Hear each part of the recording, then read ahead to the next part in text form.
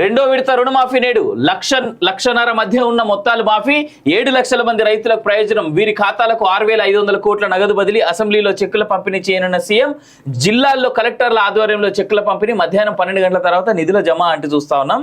అయితే రేవంత్ చాలా వరకు సక్సెస్ అయ్యిండు.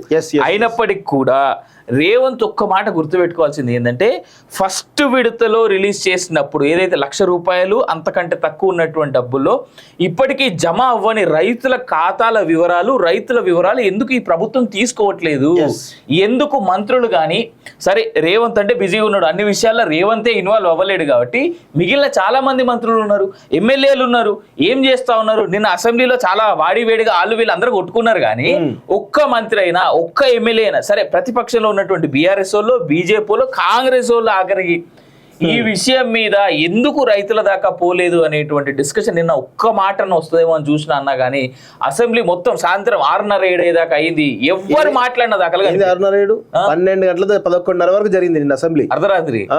అయితే నేను మిస్ అయినా 7 గంటలకి మిస్ అయ్యారు.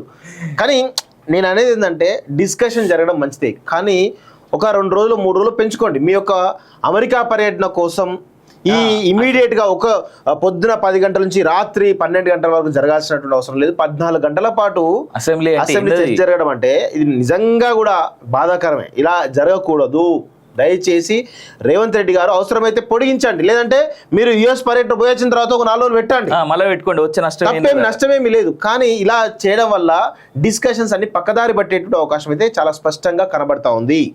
ఇప్పుడు మనలాంటికే పూర్తి స్థాయిలో అర్థం కాలేదు. ఐ మీన్ తెలియదు, ఇప్పుడు నాకే తెలియలేదంటే రాత్రి 7:30-8 తర్వాత అసెంబ్లీ 11:30 దాకా జరిగిందంటే ఆ గ్యాప్ లో ఏం డిస్కషన్స్ జరిగింది, ఏం పెట్టుకున్నారు, పోనీ ఏమైనా బయటకు వచ్చిందా వార్తలు పూర్తి స్థాయిలో అంటే లైవ్లు సక్కగా లేవు. ఇక్కడ రేవంత్ రెడ్డి ఇవ్వాల్సినటువంటి క్లారిటీ కానీ ఆయన మంత్రులు కానీ ఆయన ఎమ్మెల్యేలు కానీ ఇవ్వాల్సిన క్లారిటీ ఏంటంటే ₹1,00,000 లోపు రుణమాఫీ కానివ్వాలి. ఇప్పుడు ఇది సంతోషించదగ్గ వార్త, 1,00,000 వరకు చేస్తున్నారంటే ఖచ్చితంగా రైతుల విషయంలో సంతోషించదగ్గ వార్త. అయితే దీనికి 8,000 కోట్లు అవుతుంది. తర్వాత ₹1,00,000 వరకు కాని వాళ్ళకి ఏ రకమైనటువంటి భరోసా ఇస్తుంది ప్రభుత్వం? ఏమంటున్నారు వీళ్ళు 15 ఆగస్టు తర్వాత చేస్తామని చెప్పేసి అని అంటున్నారు కదా. మీరు ఎందుకు ఇప్పుడే అప్లికేషన్స్ తీసుకుంటారు? మీ ఎమ్మెల్యేలు ఎందుకు అందుబాటులో లేరు ప్రజలకి? ఫస్ట్ ఆ లెక్క తేలాలి.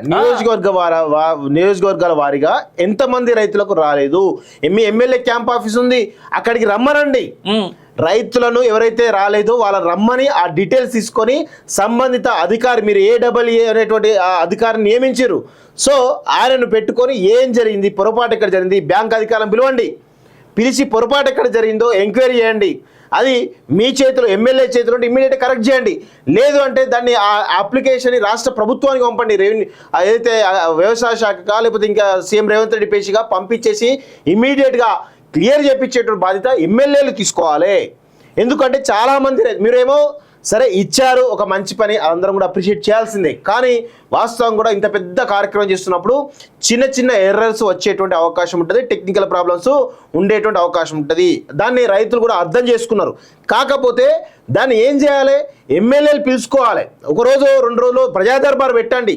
ఇగో ఈ 2 మండలాల వాళ్ళు ఈ 1వ తారీఖు 2వ తారీఖు రండి, వచ్చి మీ ఎవరైతే రాలేదో వాళ్ళందరూ అప్లికేషన్ తీసుకొని రండి అని చెప్పేసి మీ క్యాడర్కి, మీ సర్పంచ్లకి, వీళ్ళకి ఆదేశాలు జారీ చేయండి. దాని ద్వారా ఏమవుతుందంటే రాబోయే స్థానిక సంస్థల ఎన్నికల్లో మీ యొక్క నాయకులు కూడా ఒక ఇనిషియేట్ చేసినందుకు రైతులు సంతోషంలో మీకు ఓట్లేసేటువంటి అవకాశం ఉంటుంది.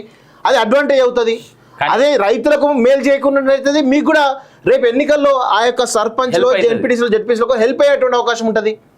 రైతులు వెళ్ళి కలవండి, ఎవరికైతే రుణమాఫీ అయిందో వాళ్ళని వెళ్ళి కలిసి వాళ్ళ సంతోషాన్ని వెలిబుచ్చండి, ఏం జరుగుతుందో తెలుసుకోండి. ఇక్కడ రైతులను అడిగితే అందరి దగ్గర నుంచి ఒకటే మాట, మా ఎమ్మెల్యే మాకు అందుబాటులో లేడయ్యా, ఏం చేయమంటాం, మేము బ్యాంకు పోతాం, వాళ్ళు పట్టించుకుంటలేరా? ఏఈఓ అధికారి ఉంటాడు, ఆ ఏఈఓ పాప ఆయనకి ఏం నాలెడ్జ్ లేదు. ఆయన మళ్ళీ వేరే కలెక్టర్కి ఫోన్ చేసో లేకపోతే ఇంకొకరికి ఫోన్ చేసో తెలుసుకోవాల్సినటువంటి పరిస్థితి ఏర్పడింది.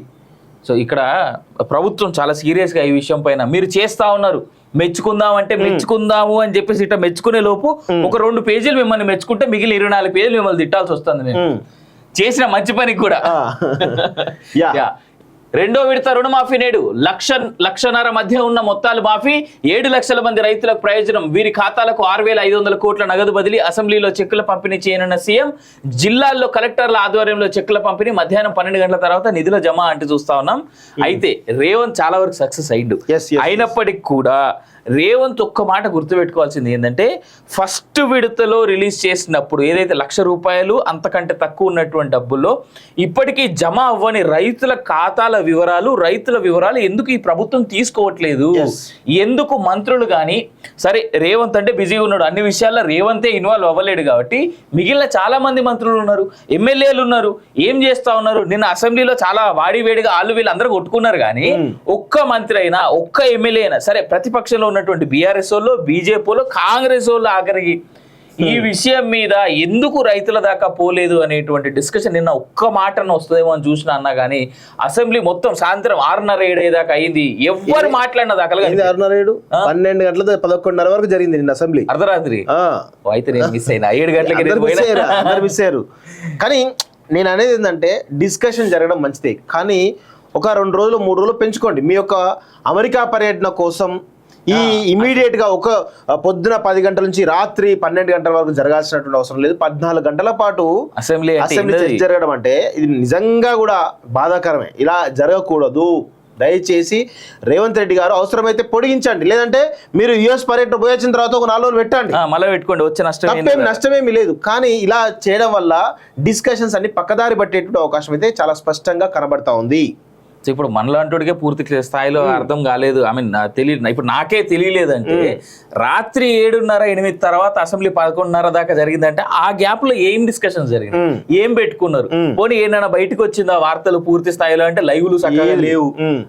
ఇక్కడ రేవంత్ రెడ్డి ఇవ్వాల్సినటువంటి క్లారిటీ కానీ ఆయన మంత్రులు కానీ ఆయన ఎమ్మెల్యేలు కానీ ఇవ్వాల్సిన క్లారిటీ ఏంటంటే ₹1,00,000 లోపు రుణమాఫీ కానివ్వాలి. ఇప్పుడు ఇది సంతోషించదగ్గ వార్త, 1,00,000 చేస్తున్నారంటే ఖచ్చితంగా రైతుల విషయంలో సంతోషించదగ్గ వార్త. అయితే దీనికి 8,000 కోట్లు అవుతుంది. తర్వాత ₹1,00,000 వరకు కాని వాళ్ళకి ఏ రకమైనటువంటి భరోసా ఇస్తుంది ప్రభుత్వం? ఏమంటున్నారు వీళ్ళు 15 ఆగస్టు తర్వాత చేస్తామని చెప్పేసి అని అంటున్నారు కదా. మీరు ఎందుకు ఇప్పుడే అప్లికేషన్స్ తీసుకుంటారు? మీ ఎమ్మెల్యేలు ఎందుకు అందుబాటులో లేరు ప్రజలకి? ఫస్ట్ ఆఫ్ ఆల్ ఫస్ట్ ఆ లెక్క తెలాలి. నియోజకవర్గాల వారీగా ఎంతమంది రైతులకు రాలేదు, మీ ఎమ్మెల్యే క్యాంప్ ఆఫీస్ ఉంది, అక్కడికి రమ్మనండి. రైతులను ఎవరైతే రాలేదో వాళ్ళని రమ్మని ఆ డీటెయిల్స్ తీసుకొని సంబంధిత అధికారి, మీరు AAA అనేటువంటి ఆ అధికారిని నియమించారు, సో ఆయనను పెట్టుకొని ఏం జరిగింది, పొరపాటు ఎక్కడ జరిగింది, బ్యాంక్ అధికారులను పిలవండి, పిలిచి పొరపాటు ఎక్కడ జరిగిందో ఎంక్వైరీ చేయండి. అది మీ చేతిలో, ఎమ్మెల్యే చేతిలో ఉంటే ఇమ్మీడియట్ కరెక్ట్ చేయండి. లేదు అంటే దాన్ని ఆ అప్లికేషన్ రాష్ట్ర ప్రభుత్వానికి పంపండి, రెవెన్యూ ఏదైతే వ్యవసాయ శాఖగా లేకపోతే ఇంకా సీఎం రేవంత్ రెడ్డి పేషిగా పంపించేసి ఇమ్మీడియట్గా క్లియర్ చేయించేటువంటి బాధ్యత ఎమ్మెల్యేలు తీసుకోవాలి. ఎందుకంటే చాలామంది మీరేమో సరే ఇచ్చారు ఒక మంచి